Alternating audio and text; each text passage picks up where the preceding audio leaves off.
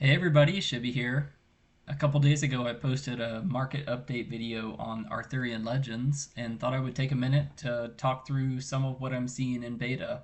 Some of you left comments and gave me feedback in Patreon that you really enjoyed that type of content. So, again, let's take a look around and see what's happening. So, this time, again, we're going to kind of focus on alpha beta. What you're seeing here is actually beta foil. And I wanted to start here because um, it really shows a downward trend almost super consistently. And I am a player, but I'm also a collector, so I love cards maintaining their value. So this doesn't feel great. But what I really wanted to show though is this in contrast to the non-foils. And I think what's really exciting here is that this latest spike just in the month of October looks like we've really pulled in a lot of players into the player base. And if that's true, I think that is just such good news for the long term health of the game. Let's click into a few of these. So, of course, the main hit of Alpha Beta Philosopher's Stone, huge spike in the past couple days. I'm sure some of this is speculative, but I think the thing we need to remind ourselves of is for Alpha, I think for each non-foil unique, there was something like 3,300 of any one particular card. So if we assume three times that print run for beta, round numbers, I mean, we're talking about there being about 10 to 12,000 Philosopher Stones out there, and any other unique for that matter. And, I took a glance at the main Discord page, and it's really cool. There are almost 8,000 members in that page now. So I know not every single member is going to have the chase card, but I think it puts it into comparison that says there are 8,000 people that are on the main Discord that are interested in the game, and in some order of magnitude, about that many copies of the card. So, anyways, a bit of a tangent there. Let me click through. That's probably what you're ready to see. But here we've got the Amethyst Core, again, spiking since October. Onyx, not as much of a spike. Ruby, Aquamarine, and then getting into a few of these other playable staples. So Mirror Realm, of course, Highland Princess. This is one I want to kind of dive into. Again, I mentioned I love playing the game, but I'm also passionate about the pricing and figuring out what's going to move. So let's look at this. I'm going to hop back over 2 pages. We're going to skip Arthurian Legends, even though it is really interesting to talk about the ring since it's spiked up to $150. But nonetheless, I'm going to focus here. And I'm going to say, let's look at only the unique rarity and only those that are in both sets. And let's kind of take a look around to say, kind of quote unquote, what's cheap.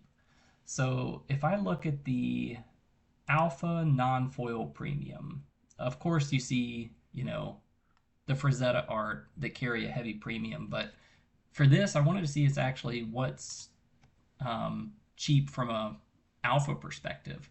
And this one's really interesting. The Highland Princess is coming off as the kind of quote unquote cheapest relative value for beta versus alpha. This is obviously a super playable card. It fetches those one cost artifacts, and we just saw in the previous chart that it's starting to spike. And I think what's really interesting is there are copies out here for $37 in alpha. And to me, this is just such a signal that says it's a great buying opportunity. A few of these others, so again, Amethyst Core, there's not that huge of a delta between the beta non-foil and the alpha. 1.5 premium. I think there's obviously people that don't care what version it is. They just want the card to be able to play it in their decks. But this kind of signals that there could be a value here if you were interested in the playability, but also in the collector aspect that, $95 for an alpha Amethyst Core could be good value.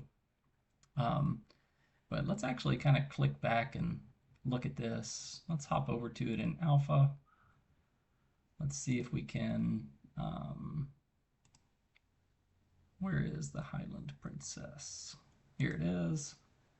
Okay, so yeah, it's really interesting. No movement at all for the Alpha Highland Princess. In fact, a bit of a dip. So again, it affirms the buy-in opportunity.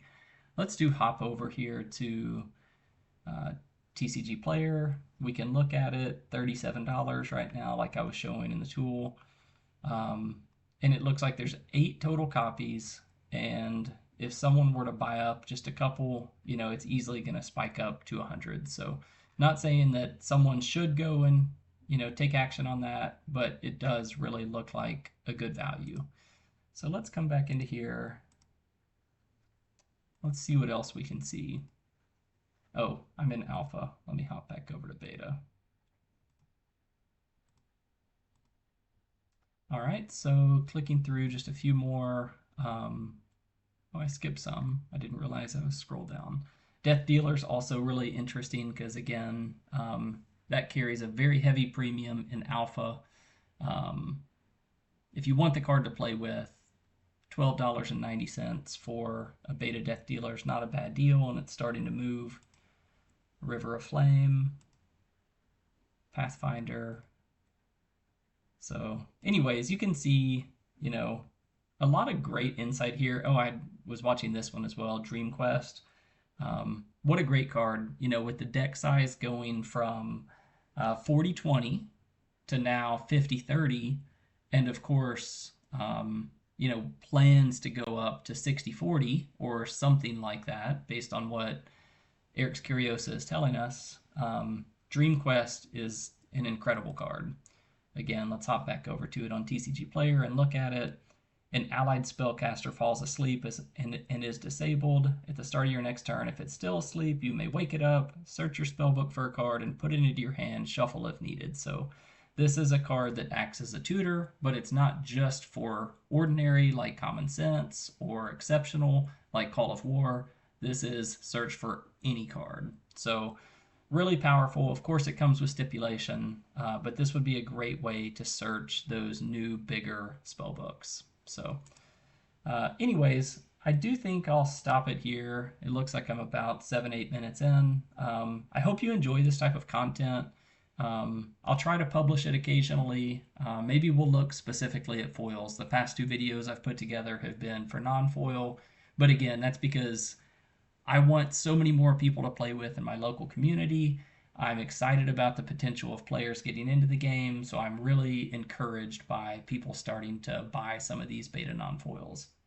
So, final plug, if you are interested in this type of content and want to browse it on your own, it is available via Patreon. I'll put that in the video description.